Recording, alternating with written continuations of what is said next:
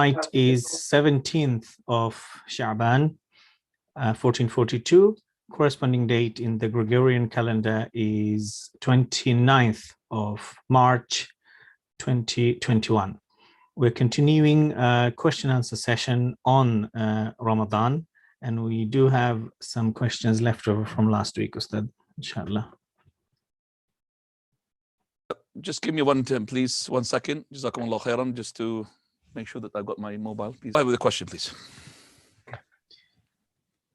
Since now the masajid are opening, however, with limited numbers, can we do tarawih in congregation at home while the masjid is being open? Yeah, say that question again, please, doctor, because I'm being distracted just here. Now, go on. Since now the masajid are opening, however, with limited numbers in terms of the capacity, can we do tarawih in congregation at home whilst the masjid being open? Alhamdulillah wa salatu wassalamu ala rasulillah. Before I answer the question, and let me just clarify a very important issue. And that is, you have dated the classes that to be the 17th of Sha'aban. That's according to the calendar. We need to make sure that we understand that we have a difference amongst the Muslim world regarding the date of the Sha'aban. It could be the 17th and it could be the 16th of Sha'aban. So we are at the moment struggling to know how it's going to be in Ramadan. But it happened before, and actually it might give us maybe a glimpse what day is going to be Ramadan.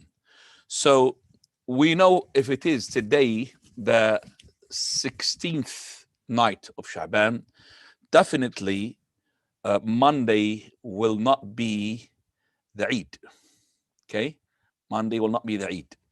So it looks like it's going to be Tuesday according to the Islamic calendar, according to the calendar, because if it's going to be Monday the Eid, which is synchronized with the 12th of April, it means we're going to having 28 days. You mean Monday Ramadan, not Eid, Sheikh? Monday Ramadan, sorry, yes. Right, so the Monday starting with the Eid, I'm talking about Ramadan, yeah. So the start of Ramadan is going to be, it cannot be Monday, because if it's Mondays, that means it will be 28 days. I'm just saying that the possibility. So it cannot be Monday the Ramadan. And also it cannot be as well Wednesday, because according to the citing of Saudi Arabia at the moment, the 30th of Sha'ban will be on Tuesday.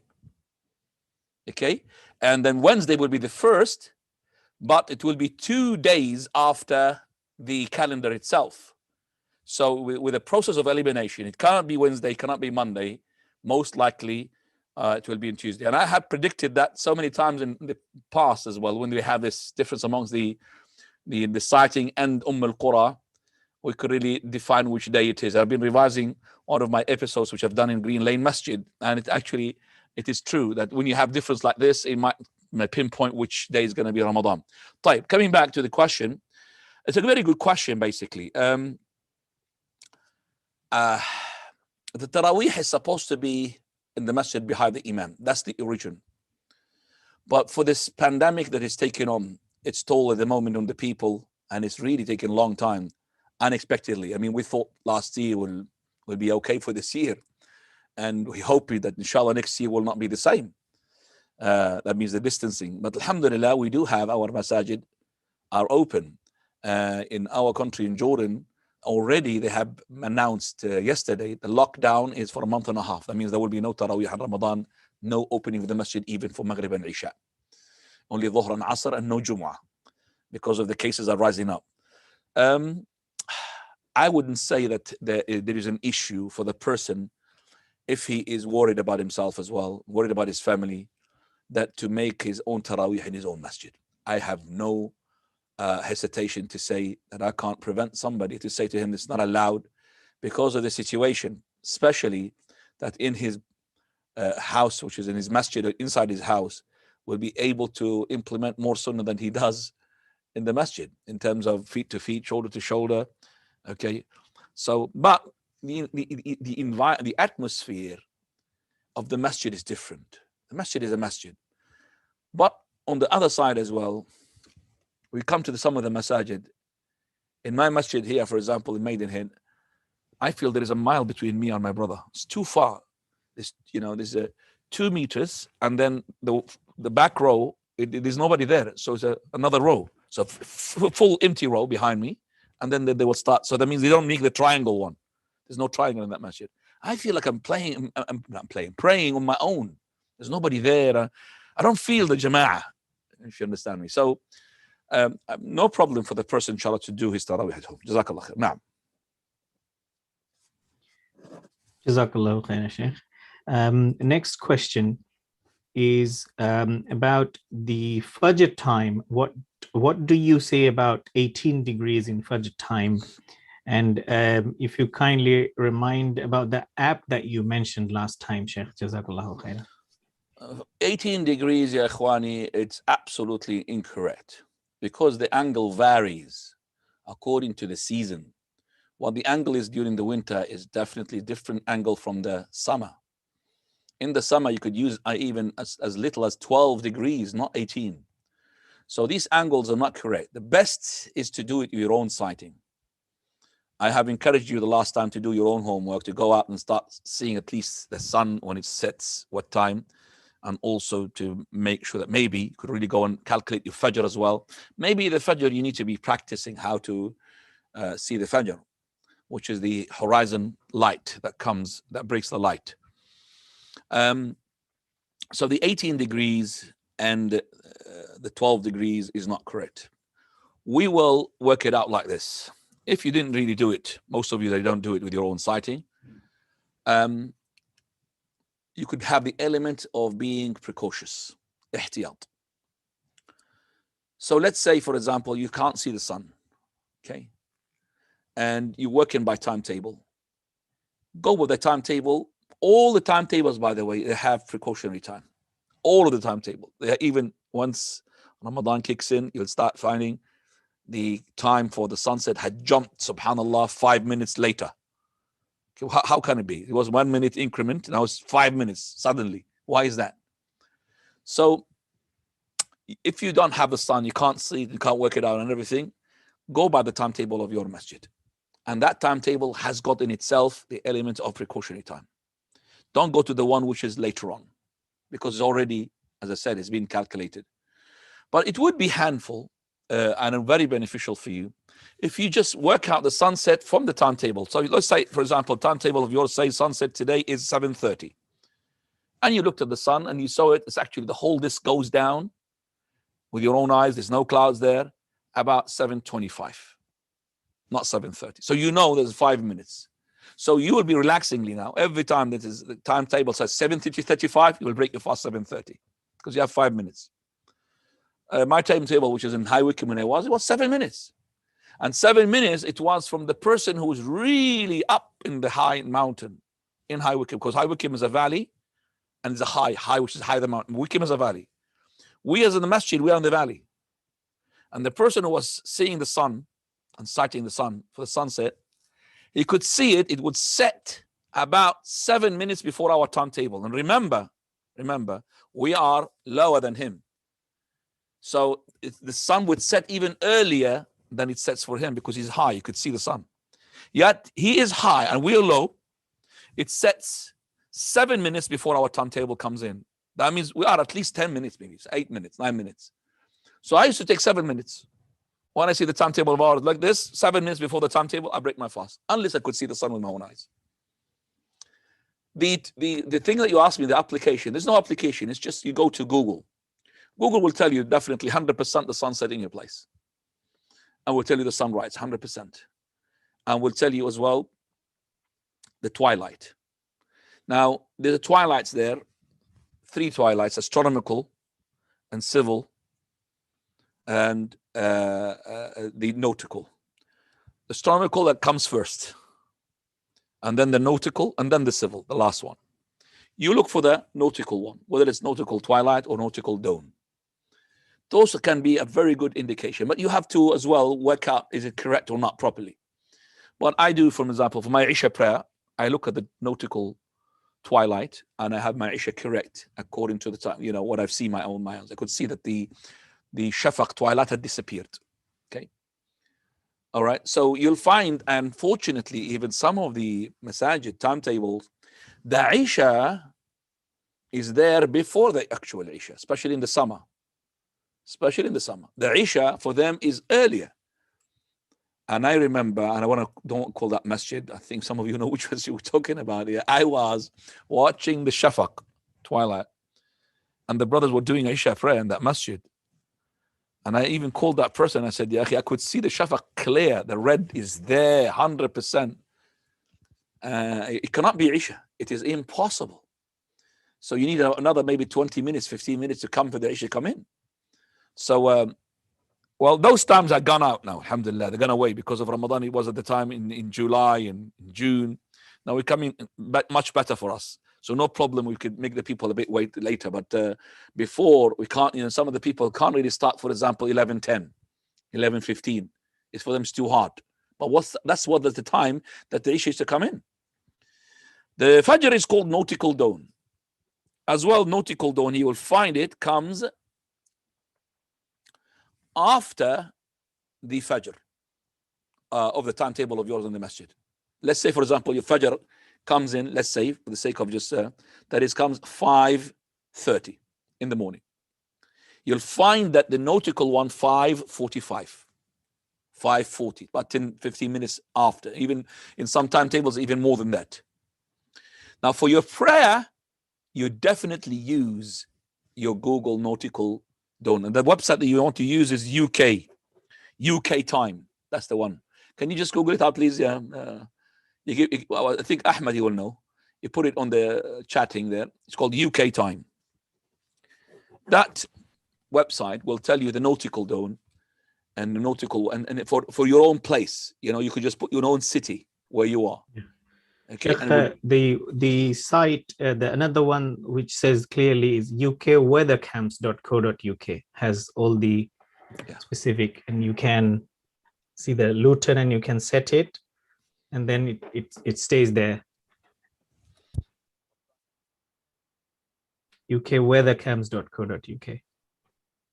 It's on the chat now for everybody who wants to save it. Okay. That's for the area of Luton. That's for your own area. Yeah, it's the UK weather cams. That's the one. UK weather cams. That's the one. Yes. Correct. UK weather. Yeah, weather cams. UK weather cam. That's the one. It will tell you exactly what you have. You got there. Astronomical twilight begins. Nautical twilight begins. Dawn civil twilight begins. Sunrise. So if I put that and I share it with you, inshallah, that would be good. So you could understand everybody what we're talking about.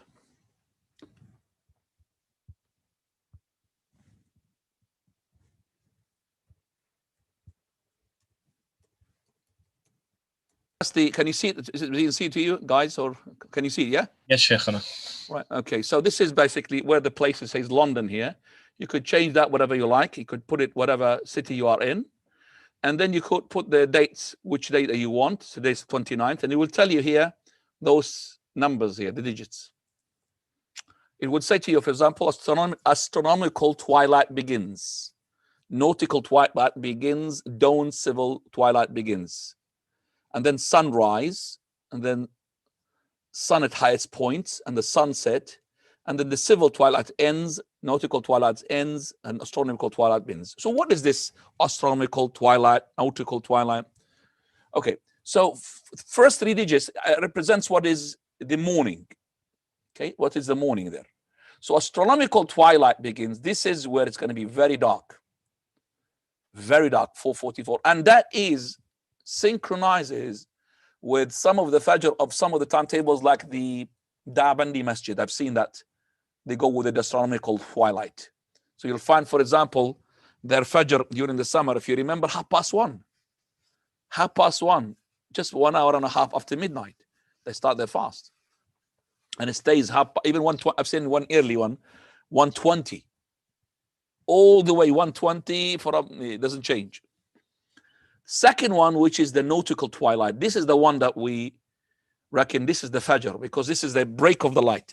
I've synchronized it with when the light, you see it horizontally. Nautical twilight. And that is 5:27 at the moment in London.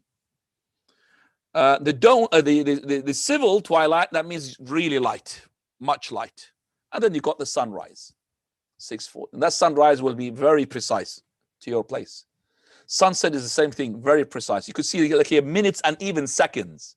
And telling you even by the second what time is the sunrise and the sunset. Now we come to the dusk, which is to do with the night now, which is after sunset.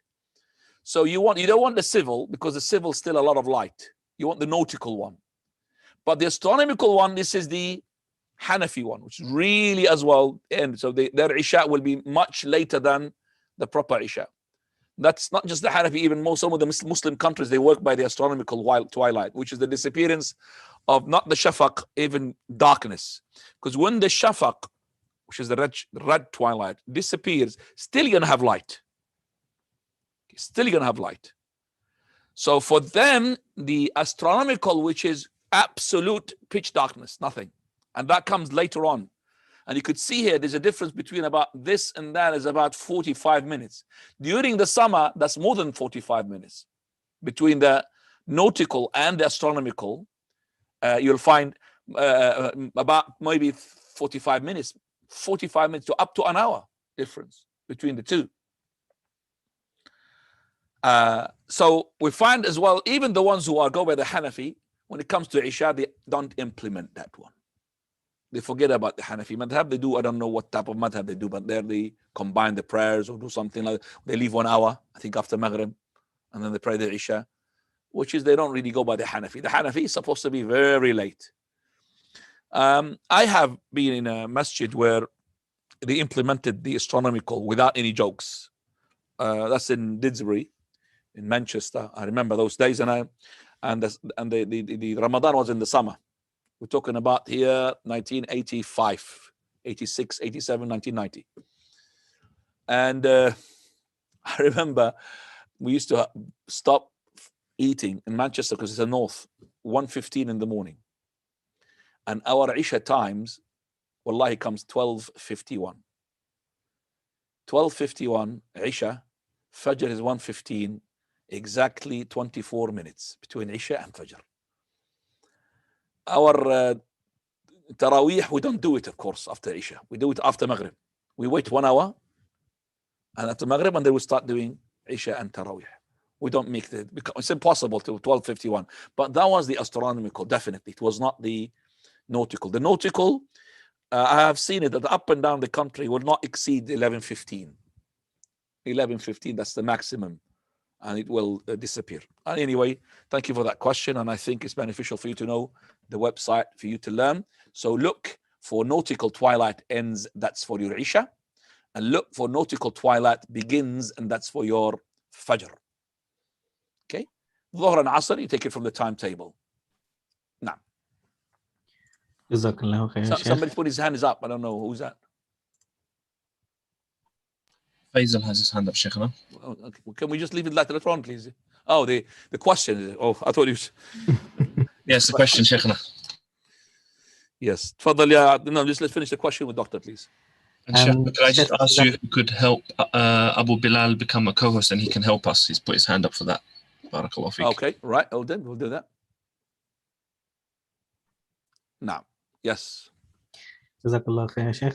Any good English translated books to teach Fiqh of Ramadhaan, Sheikh? English translated book which can teach you the Fiqh of Ramadan. There's many books. There's one which is detailed one, and there is one which is not detailed. From the one which is detailed one is for example, Fiqh al-Sunnah. And better than that, which is more concise, is the Al-Wajiz, which is translated in English. You got Fiqh al-Siyam, talking about Fiqh of Siyam, isn't it? Fiqh of fasting. And also, there is the jurisprudence of Sheikh Salih al-Fuzan, translated 2 volumes as well. It's got the Siyam. And you got as well Sheikh al-Halabi book, which is Sifat Sawm al-Nabi sallallahu alaihi wasallam, the description of the fast of the Prophet. It's been translated as well. So all of these books, they talk about this fast, But the one you could talk, more details is the Fiqh Sunnah. But the more you could helpful to you, maybe al-Wajiz. Wajiz is very good. Take the Wajiz, and we taught the Wajiz a number of times. Now, Jazakallah khair, Sheikh. Is it better to recite the Quran or to read the translation and the tafsir of the Quran in this blessed month of Ramadan? Always the tafsir with the recitation. So it's not just how many times you finish the Quran, how many times you understand the Quran. Okay, so you go with the tafsir, better, so you learn. Now you better to go not with a light tafsir, because you don't know. Going too deep to tafsir, it might take you from the object of reading the Quran, and you'll start reading words of scholars rather than the words of Allah subhanahu wa ta'ala. So fast interpretation. Now, Jazakallah khair, Sheikh. If a fasting person accidentally swallows water while making wudu, does this break their fast? nobody would say that would break his fast at all, as long as he himself took the precaution not to vigorously move the mouth or the water in his mouth vigorously. He's not exaggerating, because if he exaggerated and he swallowed, the scholars are different whether he had broken his fast or not. But still, he did not really deliberately do it, but he is sin for doing that. So you like this, no problem. But you tilt up your head and start gargling. That might break your fast. So no, it will not break your fast, because breaking the fast has to have the element of intentional. It's not by mistake. So if you did it intentionally, it will break your fast. If you did not do intentionally, no problem. No. Jazakallah khair, Sheikh. Can I pray tarawih with an imam that does the qunut before ruku'? Can I pray tarawih with an imam who prays the qunut, dua al-qunut, before the ruku'? Subhanallah, that question is supposed to be the other way around. So, for that person, you should know that the sunnah is to make the qunut before the ruku'. And we're talking about the qunut of the witr, not the qunut of the crisis, the nawazil. For the qunut of the witr, it's all the time before the ruku'. That's the hadith. But in Ramadan, the second half after the 15th, the companions used to do sometimes the qunut, okay, that is after the ruku'. But the default is to make it before the ruku'. And also, the qunut is supposed to be you do and you leave. It's not you do it all the time. That's not from the sunnah. Prophet ﷺ, he prayed 3 nights of al-witr, of tarawih. None of these nights he prayed with qunut. The 25th, sorry, the 23rd, let me just switch off this. Okay. 23rd, 25th, and the 27th. 23rd, 25th, and 27th. 29th, he did not come out.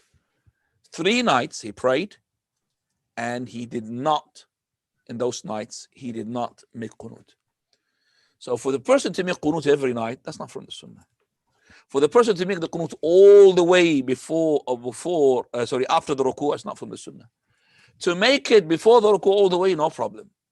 To make it all the way up to the middle, before the ruku', and sometimes after the 15th, the midway of Ramadan, to make it after the ruku' is the sunnah, inshallah. Now, Jazakallah khair, Sheikh. If someone has been doing the secret sin during Ramadan of the past, do they have to compensate for those days? If he's been doing so secret what? Sorry? Sin. Secret sin. So what does it do with Ramadan? During Ramadan of the past, previous years, in Ramadan he used to do so that. He thinks the sins breaks the fast. Is that what he thinks? Yeah, possibly, because they have to compensate. Well, it's a good question. If I want to go to this question, it needs a half an hour in itself. To summarize my answer, first of all, it's a good question, because I have never had somebody ask me a question that where if I lie, does that break my fast? It's always, I swallowed something by chance and did that something wrong, and I was eating some sandwich by chance, but glucose drip and all of that, but I never, or for example, the asthma, what's it called, that inhaler. I never asked somebody asking me if I did a sin that would be. It's a very good question. The invalidators of the fast, in terms of materialistic, that's what the people are keen to know. But this is called the spiritual breakers. Spiritual breakers are, these breakers are, these are the ones who will take away the goal and the target while you're being fasting. The fasting to train yourself to keep away from the sin. Well, first of all, it will not invalidate your fast in such a way that you can't compensate. There's no compensation. That's number one. But number two, the Prophet ﷺ, he said, رُبَّ صَائِمٍ لَيْسَ لَهُ مِنَ الصِّيَامِ إِلَّا الْجُوعُ وَالْعَطَشُ. You'll find a fasting person, he will fast, but he will gain nothing out of his fast except for hunger and thirst. Why?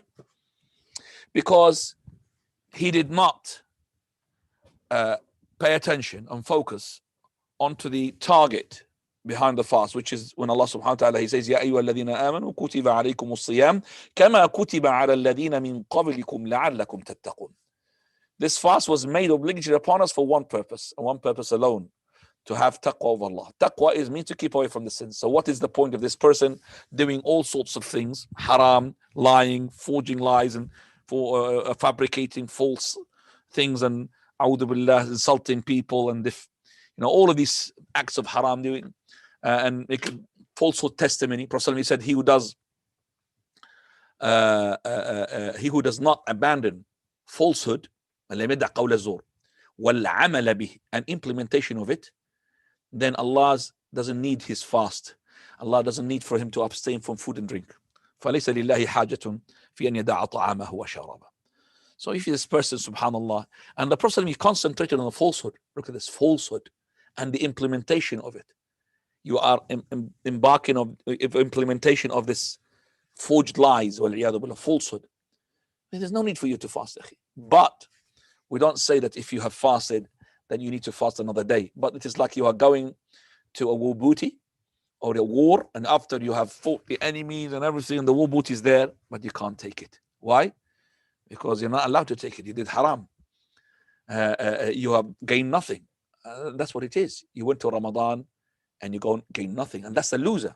The Ramadan is all of it is about to be successful, to make sure that you have trained yourself onto obedience of Allah subhanahu wa ta'ala, to keep away as much as you can from everything that would displease Allah azza wa jalla.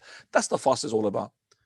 So this question for that person, Jazakallahu khairan, we say to him, you do not have to do anything regarding the past time of yours when you were sinning during Ramadan, regardless of your sin. Let's say that you have been drinking, but not when you are fasting. Say you're drinking during the night. You've been fornicating, but not during the fast of the day. You've been fornicating during the night. That's a big sin. I don't think that person is asking me about these sins. Okay, maybe less, but I'm just saying it to the maximum. Ramadan of yours, your fast is not going to be affected in terms of that you have to make up another day for it because you've been drinking during the night or you've been fornicating during the night. No, we say that make tawbah to Allah subhanahu wa ta'ala, increase in the voluntary fast, increase into sincerity to Allah azza wa jal, and Allah subhanahu wa ta'ala will write for you what is in the past and what is coming. But if you don't really do that, then you lose what is in the past and you lose what is in the future. And that's when one of the Salaf, he had seen an old man. Well, this is a long story. We're going to go to the questions, inshallah. Basically, I'll just leave that cut back story. I've just said it before, inshallah. Sheikh, Jazakallah khairat. Three brothers, mashallah, reminded this question perhaps means secret habit, not just secret sins of the past during Ramadan. You said secret sins. It didn't say secret yes, habit. It says it. So, but the brothers reminded, I think, the question. I've answered the question because I've said fornication. Even okay. So if this person had masturbation, it's called masturbation. If the person had masturbated during the fast, is that what he said? Well, he's fasting. That's something else. So if he masturbated during the night, which is not, he's not fasting. I said if he fornicated, which is worse. If you had drank alcohol, which is worse. Okay, definitely 100% worse. But you don't make up for that day. But you repent to Allah now, and inshallah, those days will be counted for you. But if you masturbated while you're fasting, yani, so many scholars, they would say that you broke your fast. But our Shaykh al-Albani, and he's got a strong argument on this issue, you did haram, but you did not break your fast. Okay? You did not break your fast. Because the thing that breaks your fast is the intercourse, whether you ejaculate or you don't ejaculate. And that's with the consensus. But to masturbate and ejaculate without intercourse, okay? So let's say that you are doing it halal way. How is halal way? That your wife is doing that for you. The wife is masturbating for her husband. That's outside Ramadan is halal. Let's say that she's doing it for him in Ramadan while he's fasting. Now, this is what we say. It is that it is not haram. It's not haram in terms of for the wife to do it for her husband. But is it haram to do it in the month of Ramadan? Now, that depends upon is ejaculation will break your fast or not. If it does not, it's not haram. That's why Abdullah ibn Abbas, when a man came to him, he said to him, Ya ibn Abbas, I have got married in Ramadan. Is it permissible for me to go and kiss her? He said, do you control yourself? Control yourself from what? You're going to kiss her. Control yourself from what? From the lust? How are you going to kiss without lust? There's no lust switch on, off. You're going to kiss for the lust. He said, yes, kiss her. But you want more. Oh, Ibn Abbas, can I do mubashara with her? He says, would you be able to control yourself? He said, yes. What is mubashara? Mubashara, it is body to body, but without intercourse. Body to body without intercourse. But he wants more. He said, I sacrificed my father and my mother for you, Ibn Abbas. Like he's saying to me, give me more. He said, well, I want to put my hand onto her private part. Would you be able to control yourself? He said, yes. Well, idrib. Do it. And that's sahih from Abdullah ibn Abbas. So all of those things, if it is being done with the wife, the person will ejaculate 100%. So that's why the argument of the discussion of Shaykh al-Albani rahimahullah, that it does not nullify the fast. But if it is masturbation with a person's, with himself, with anything apart from the wife, then it's haram. Now, does that break the fast? Shaykh al-Albani says no, and he's got a very strong argument. Now, Jazakallah khair, Sheikh. Can we take the vaccine while fasting? As long as the vaccine is not in your mouth, no problem. Is there any vaccine in the mouth, by the doctor? There are some. Okay, and if it's a vaccine where you drop drop the nose and mouth, there are some vaccines. That will break your fast. But if it's a vaccine, the one I took, which is in my arm, no problem, inshallah. Jazakallah khair, Sheikh. If we get a wet dream, and I believe he's asking about the COVID vaccine, isn't he? Most commonly now is going to be coming, yes. rolling out the vaccine. Jazakallah khair, Sheikh. If we get a wet dream and wake up but have no energy to do ghusl, can we do wudu instead and pray fajr? With the consensus of all scholars, no.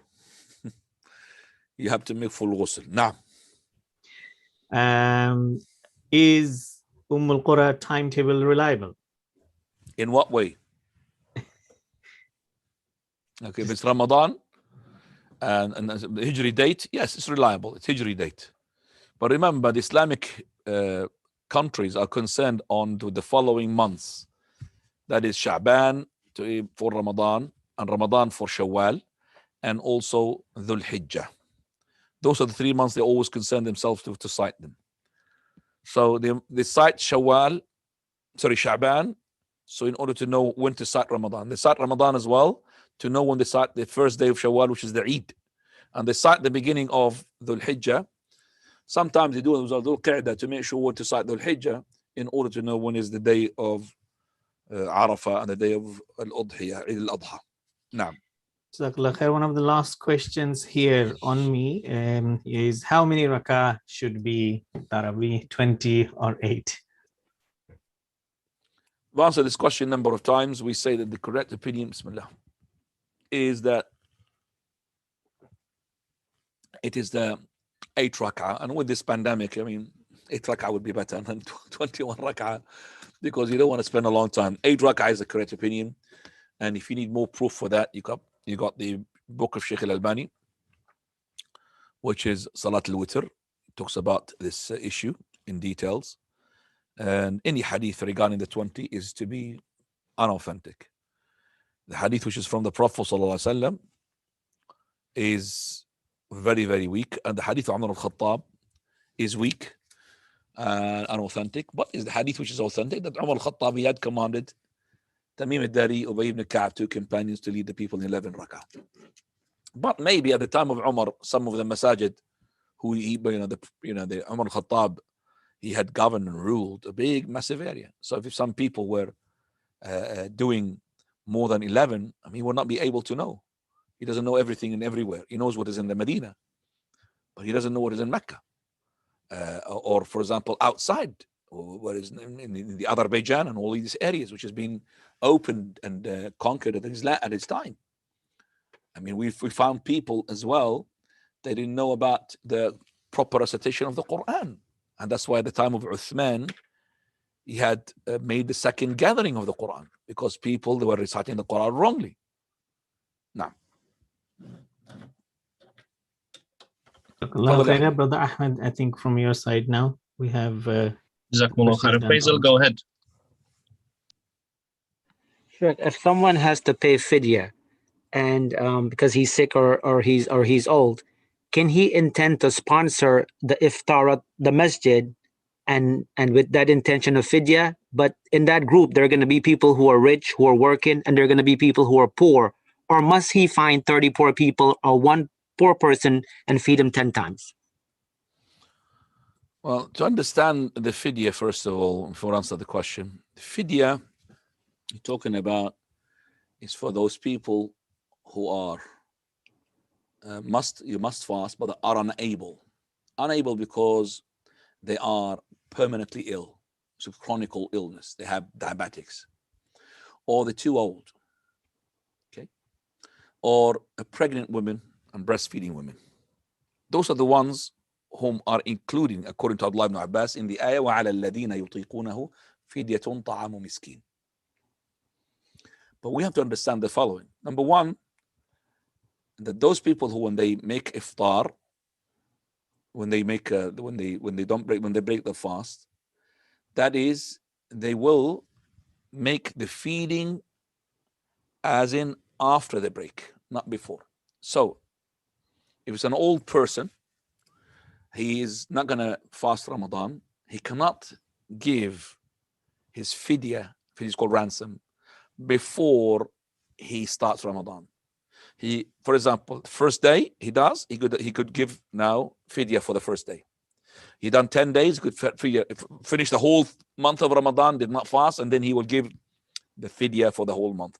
But he cannot give it in advance. This is very important, because you could give money to your charities, and charities don't understand that, and they start feeding the poor people before even Ramadan.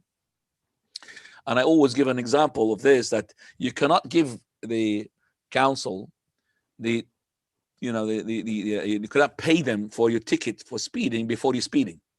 You have to speed first, get the ticket from the council, and then you pay the money. But you start saying, and this is money for in case I speed. No, it doesn't work like that. So the same thing, you can't pay ransom before I break the fast. So you could do it daily, you could do it after 10 days, you could do it after Ramadan, no problem. It's the first issue. Second issue is that the people who pay the fidya are from those categories as long as their mind is okay.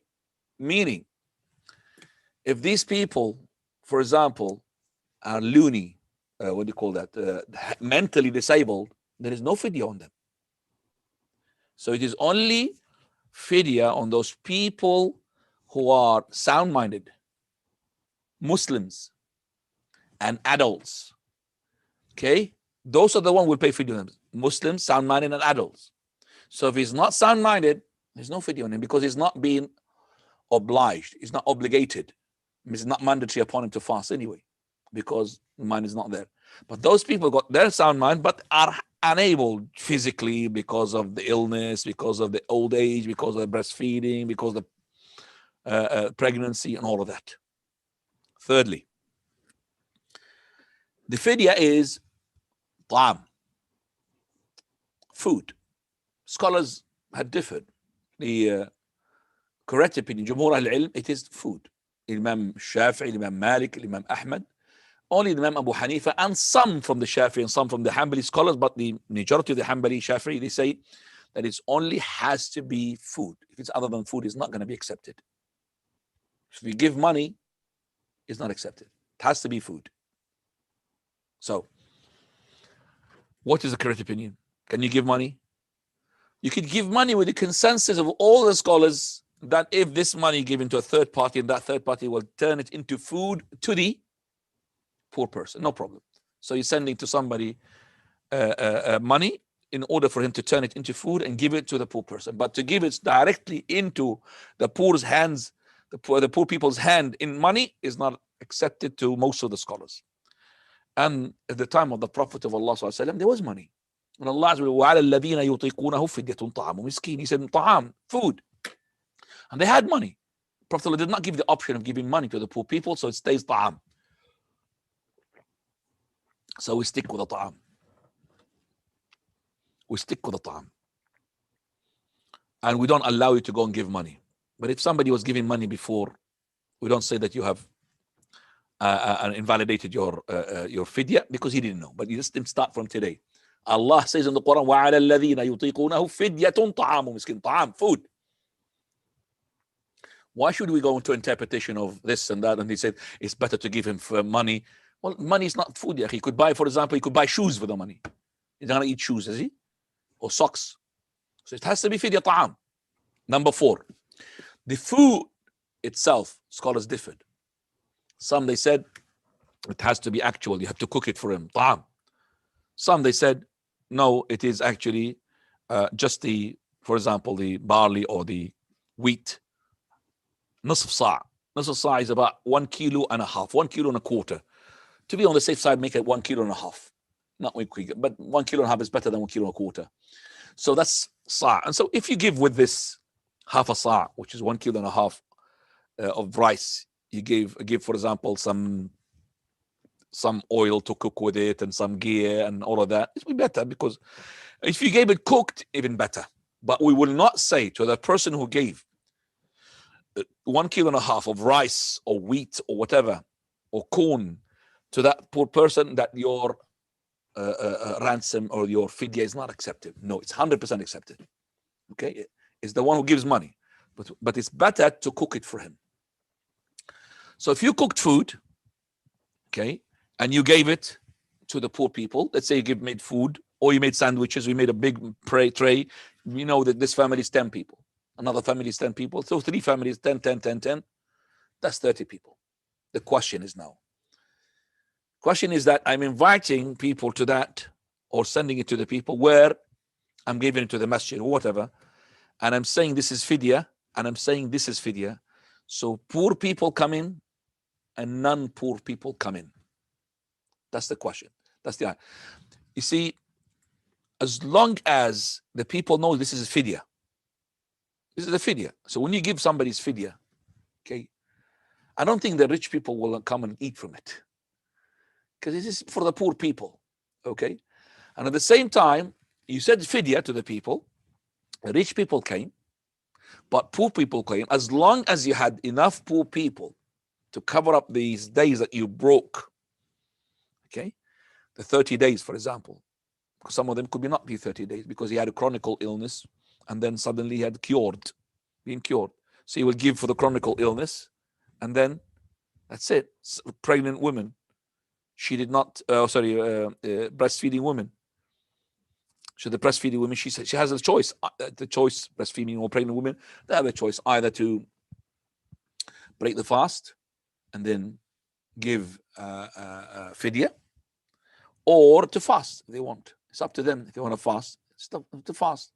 But there is no such thing that is to break the fast and give fidya and also compensate by fasting. That's too much. And that's the weakest of all opinions.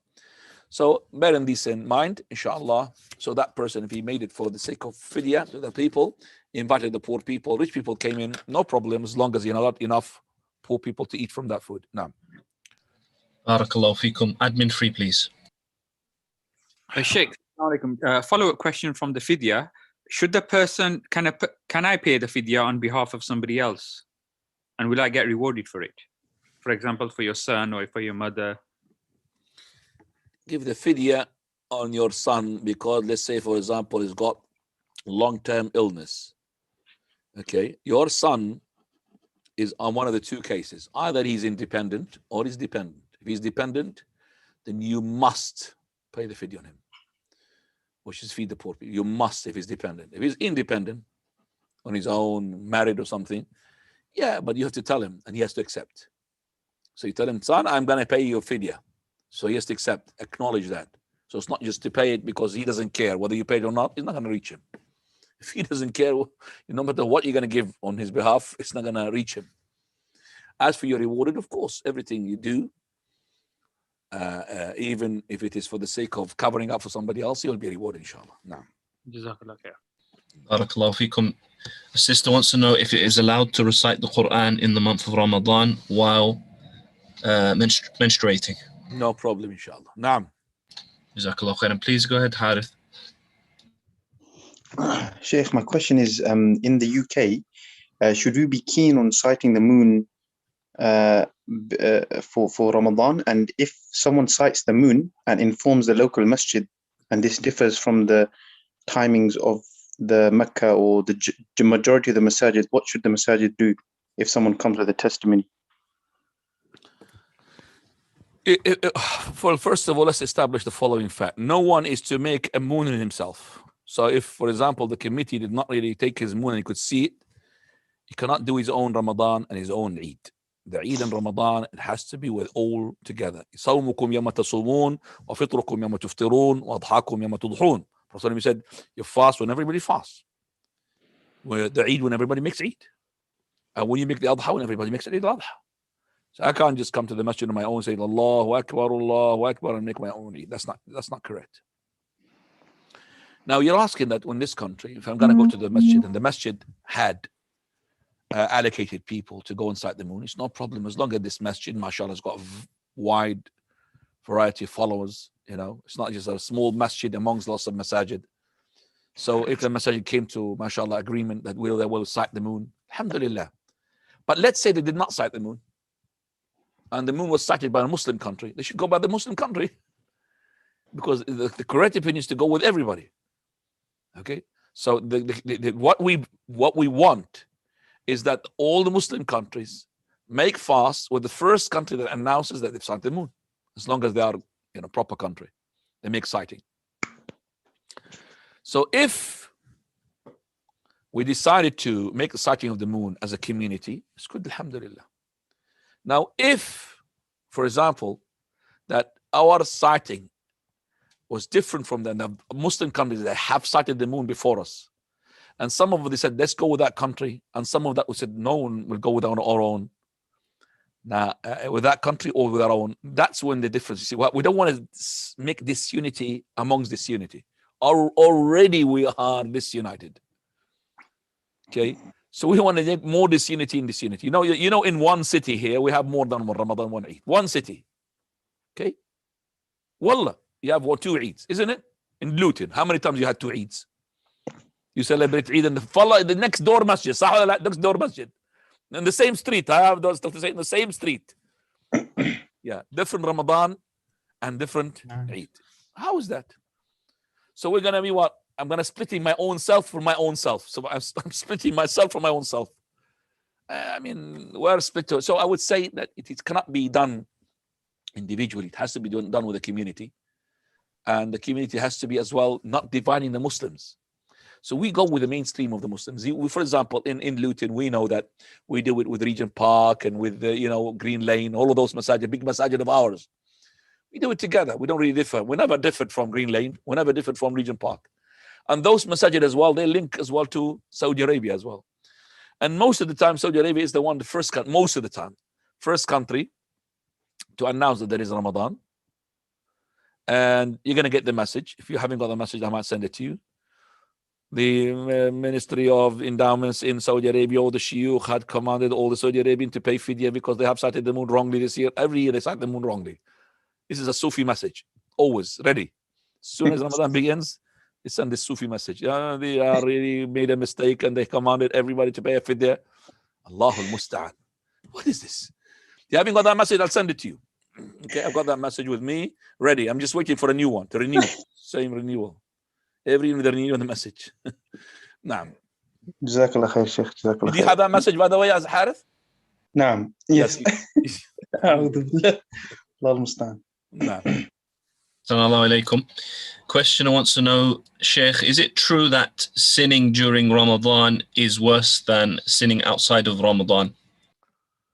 In terms of multiplying, we can't say yes. Qatada, he said, is worse. Radiallahu anhu. Qatada, yes. He said is worse. But in terms of enlargement, yes, it is. If a person can sin in the month of Ramadan next to the Kaaba, then he would bound to sin in Luton next to the nightclub. So if he's next to the Kaaba and in the month of Ramadan, he will be bound to sin in that place in a different Ramadan. Because we say that if you can't really restrain yourself from sins in Ramadan, it's very impossible to see yourself, that is, to be restrained from sins in outside Ramadan. And this is not the saying of me. This is what we have extracted from the hadith of the Prophet ﷺ. When he said, Bu'dallah, he made a dua. When Jibreel salam, he said to him, "Oh Muhammad," Allah said, that is, what a loser he is. May his nose be smeared in the dust. Disgrace to him. Far away he is from the blessings and the mercy of Allah. The one who lives to see Ramadan, yet he does not secure himself a pardoning.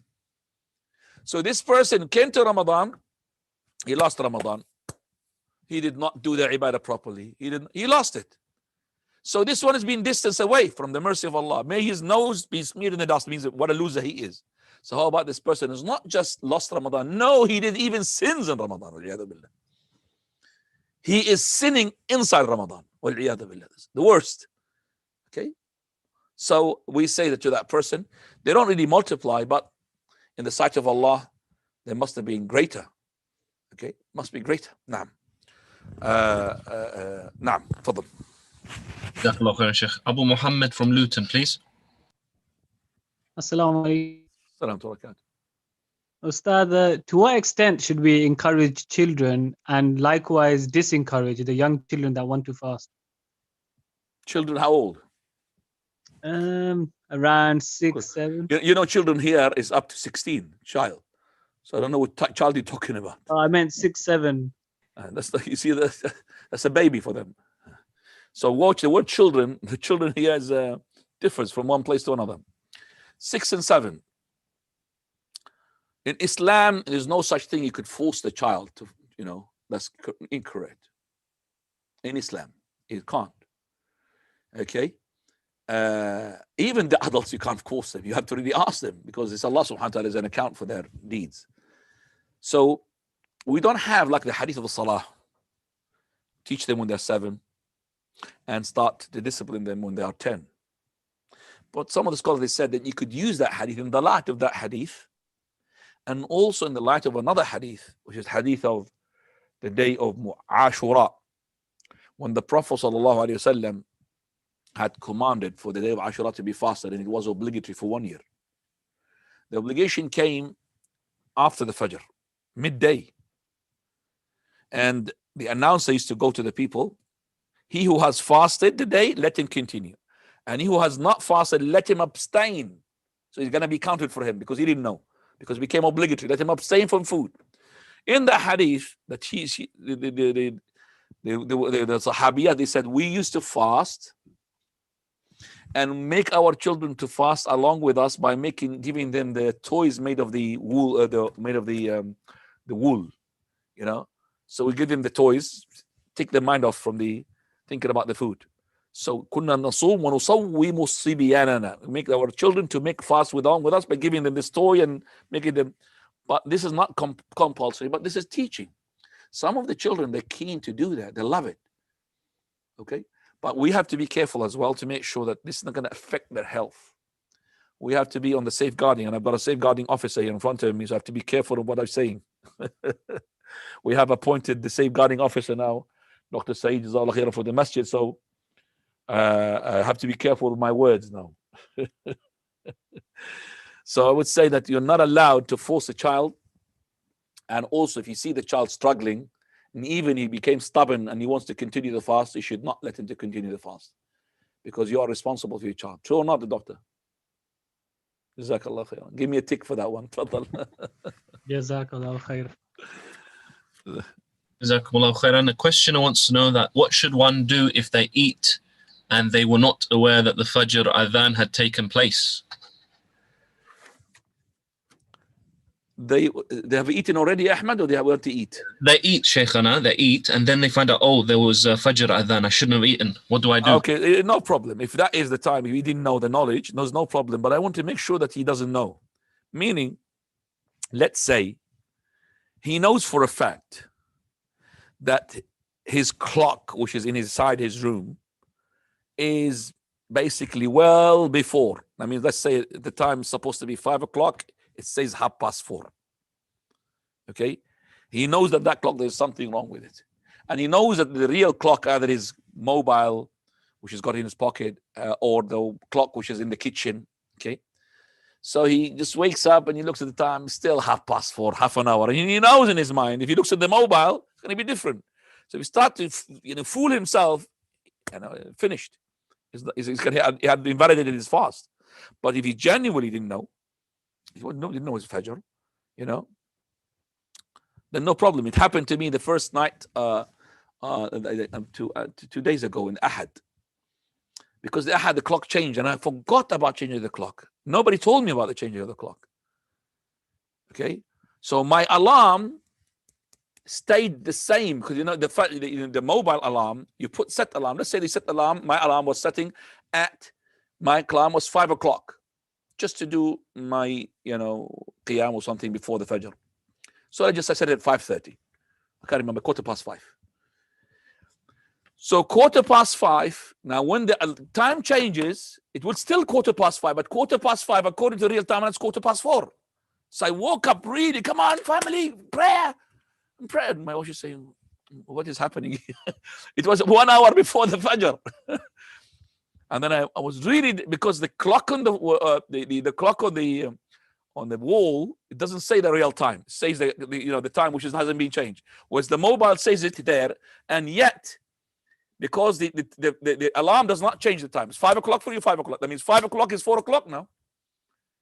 4 o'clock. So that was an hour before that, and that happens.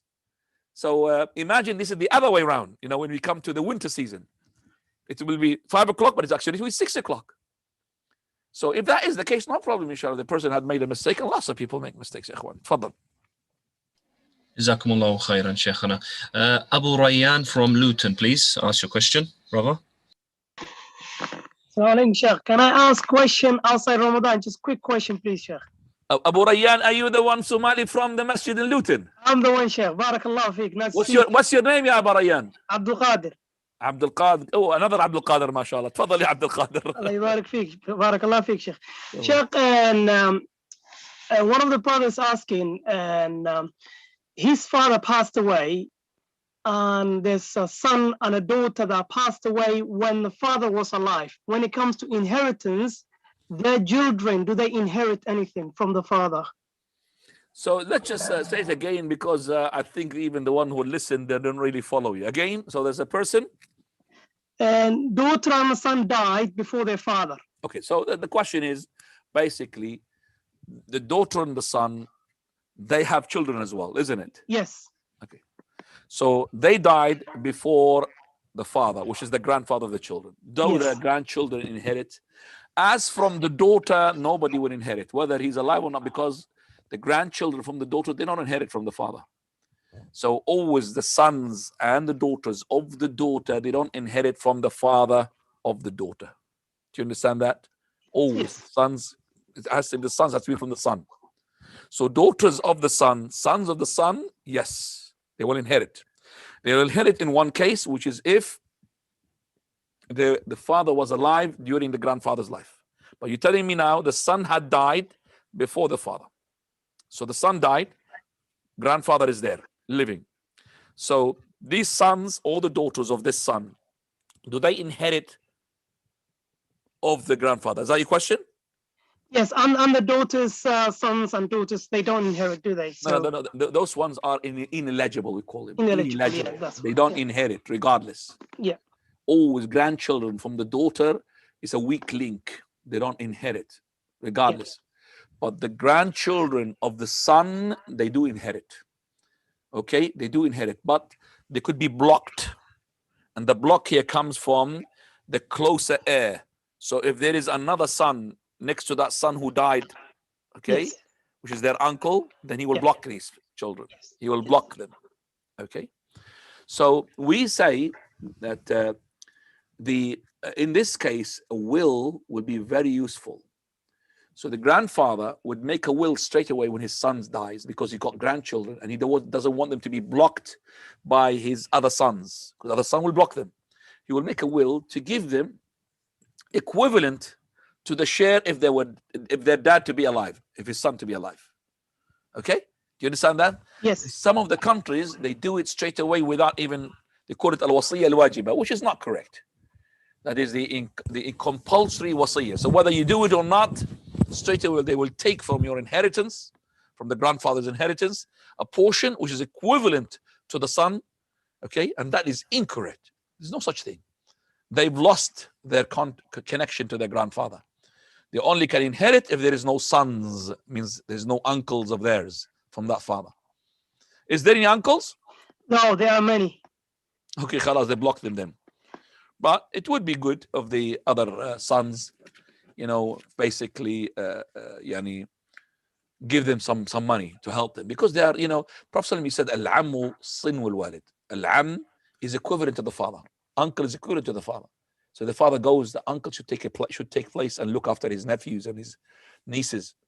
Should not just leave them like that, because it's his brother who died. But unfortunately, there are some sort of so much split among the brotherhood that some of them, they treat each other like enemies. Sah? That's correct, Sheikh. And that's what's happening. They don't want to give anything to them. Allahu musta'an. Allah. Well, it's their right. If they don't want to give anything, it's their right. Jazakallah khair. Barakallahu fikum. Doctor, if you have more questions, you can go in any time. There's a question on the chat, Shaykhana. If a person suffers from frequent migraines with nausea, is that a valid reason not to fast in Ramadan? He suffered from what is it called? Frequent migraines with nausea. I don't know nausea. What is nausea, doctor? Feeling like puking. Is that a chronical or non-chronical, doctor? It's associated with migraine, which is that severe headache. They can have nausea, the feeling of throwing up, but it doesn't throw up, but just that bad feeling of throwing up. But is it chronical? Well, sometimes it could be non-chronical, treatable. It's linked to migraine, Sheikh. So it's Migraine kind of, could be some people, lots of people cured from migraine. Yeah, but Okay, well, migraine that could be chronic as well. person, he could break his fast, but the thing is, does he compensate or not? Okay, so if it's a long-term illness, the doctor has been diagnosed with long-term illness, then he will make fidya, pay fidya. But if it is not, which looks like it is not, okay, then every time he feels that he's got this migraine and is affecting his ability to fast, no problem, he breaks the fast. Okay, he breaks the fast. Even he could have the intention to break the fast before the day starts, because he's got this symptom. But he has to know that he will compensate by fasting another day when he's okay. But he cannot postpone these days to the days where he thinks this is the shortest days in the year. So if he thinks now, I'll break them now and I'll wait until winter, December, I'll have a very relaxing day. No. And I say all the time to my students, unless you have a blank check from the angel of death that you're going to have life until that time, and you don't, you might die now. So you don't postpone what is a debt for your Lord. Now. Barakallahu fikum. Sister Zohra, please.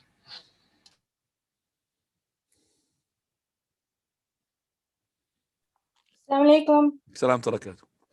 Are we going to have classes in Ramadan and after lockdown?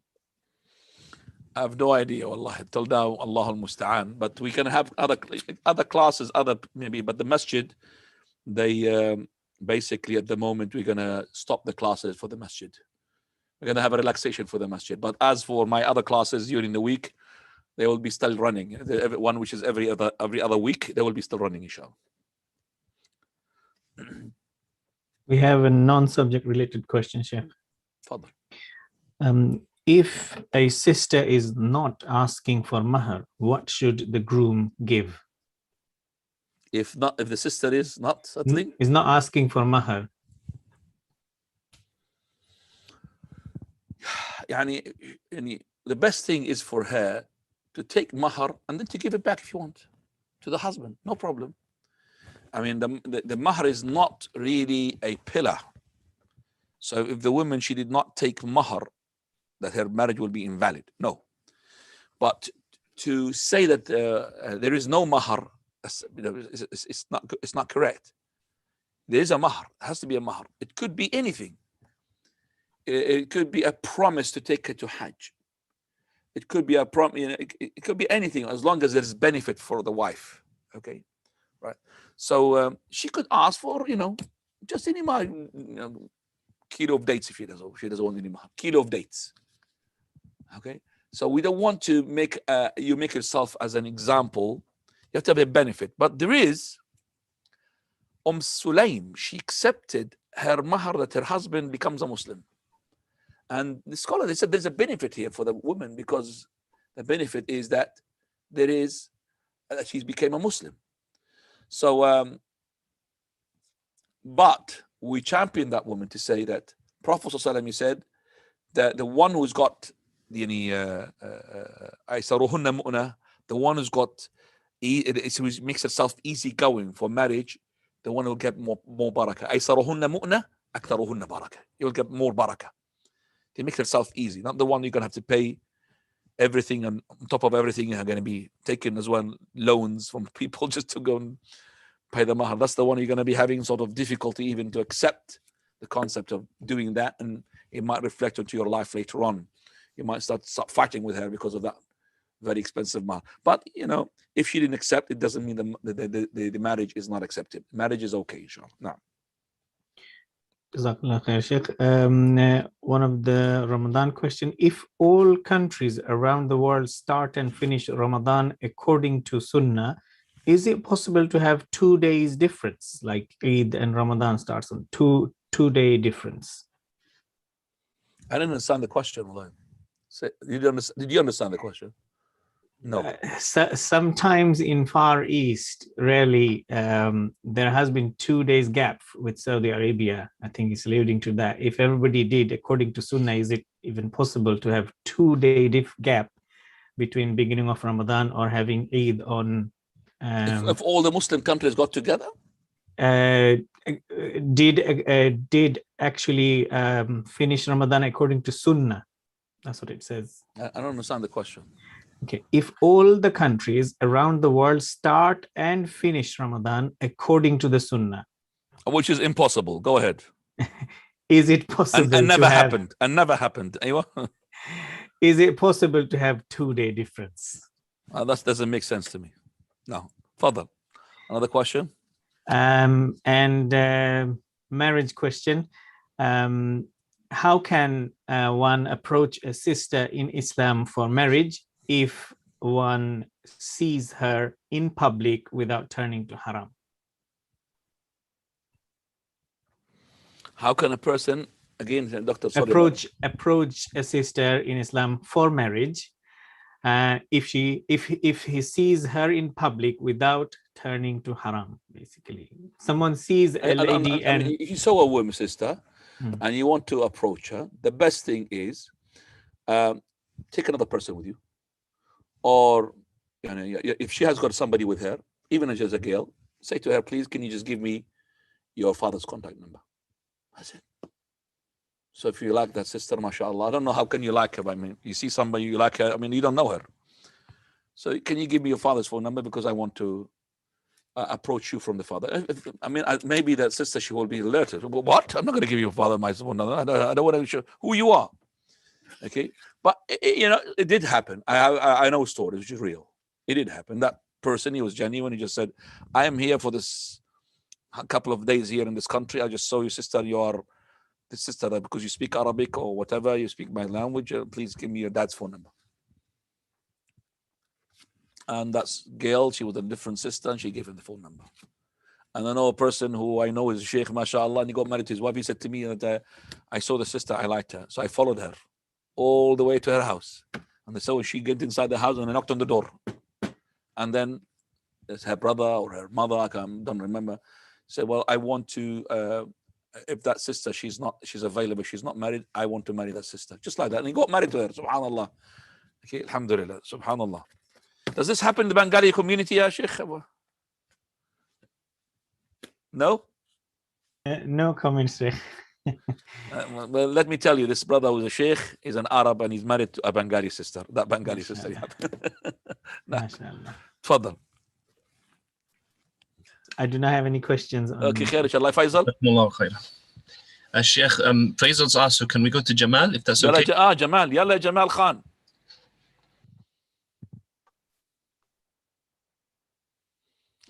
Your microphone going up and down, I can't hear a word. Oh, hello. Yeah. Yeah, Sheikh, my question was regarding the starting and finishing of Ramadan, the 2 days. If Ramadan, if it's starting and all the countries are following according to the Sunnah, so they're locally sighting the moon, then is it possible that between around the world, let's say in USA and in Bangladesh, that there's a 2-day difference? Oh, yes, there is possibility. In Pakistan itself, in the country, never mind going to Pakistan, America and England. I know in Pakistan, there was 3 days difference in the same country.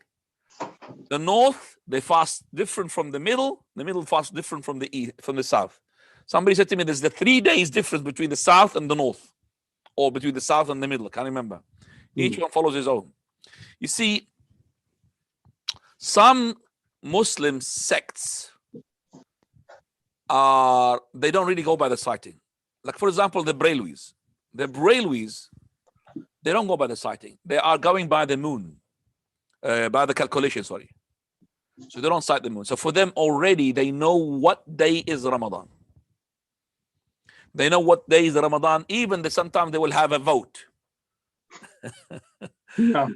It happened in Manzil Way in Oxford, which is the Eid. I remember that, and the guy was recording it.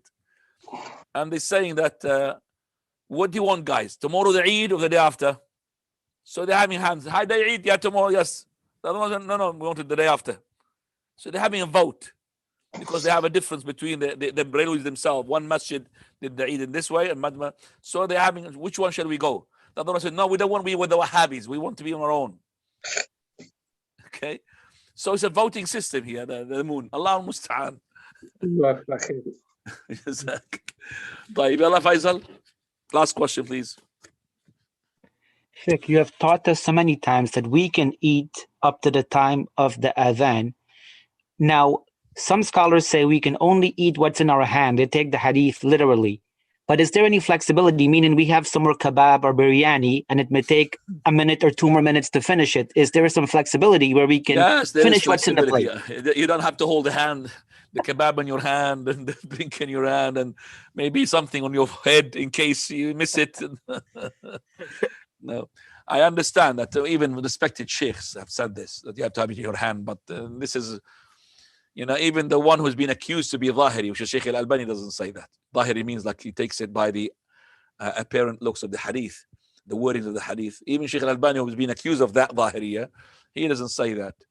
So it means that means it's available for you. So you could finish it within reasonable time. 1 minute, 2 minutes, you finish, inshallah, no problem, inshallah. Wallahu ta'ala a'lam wa subhanakallah bihamdik. Ashhadu an la ilaha illa